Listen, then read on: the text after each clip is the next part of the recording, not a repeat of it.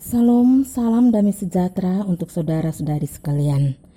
Firman Tuhan yang menjadi renungan kita terambil dari Matius 13 ayat 24 sampai 30.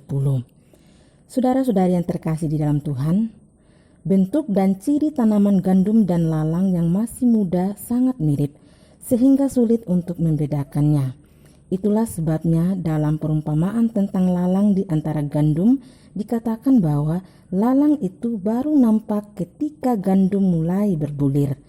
Semakin tinggi pertumbuhan lalang, akar-akarnya makin panjang, menyebar dan bisa menghimpit serta membelit akar-akar gandum, sehingga jika lalangnya dicabut, maka gandum pun kemungkinan besar bisa juga tercabut. Itulah sebabnya ketika para hamba melaporkan keberadaan lalang di antara gandum kepada si tuan ladang, si tuan memutuskan untuk membiarkan lalang itu tumbuh bersama gandum. Seperti lalang yang tumbuh bersama gandum, demikian pula di dunia ini yang merupakan ladang milik Tuhan. Orang-orang yang tidak mengenal Tuhan hidup berbaur di antara orang-orang percaya. Anak-anak Tuhan hidup di antara, hidup berdampingan, dan hidup sangat dekat dengan orang-orang yang hidup di luar Tuhan. Meskipun demikian, orang percaya harus hidup berbeda dari dunia. Firman Tuhan dalam Roma 12 ayat 2 mengatakan, "Janganlah kamu serupa dengan dunia ini, tetapi berubahlah oleh pembaharuan budimu, sehingga kamu dapat membedakan mana kehendak Allah, apa yang baik, yang berkenan kepada Allah, dan yang sempurna." Saudara-saudariku, ciri khas yang membedakan gandum dengan lalang yaitu gandum berbulir sedangkan lalang tidak berbulir.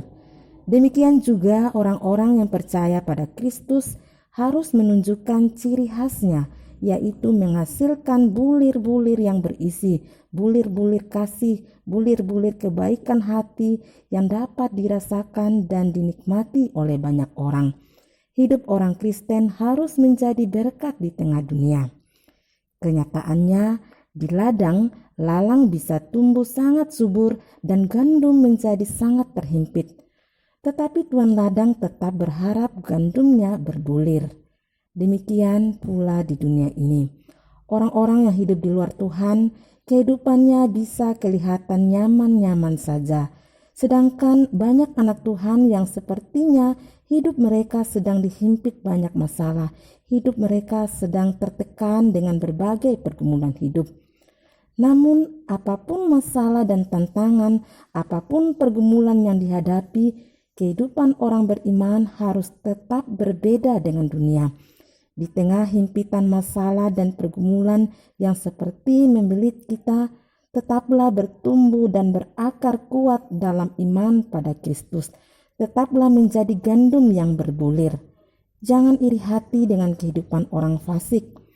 Akan tiba waktunya pada musim menuai di akhir zaman, lalang dipisahkan untuk dibuang dan dibakar, sedangkan gandum yang berbulir dikumpulkan dalam kerajaan Allah. Selamat setia mengikut Tuhan, selamat bertumbuh dan berbulir. Amin.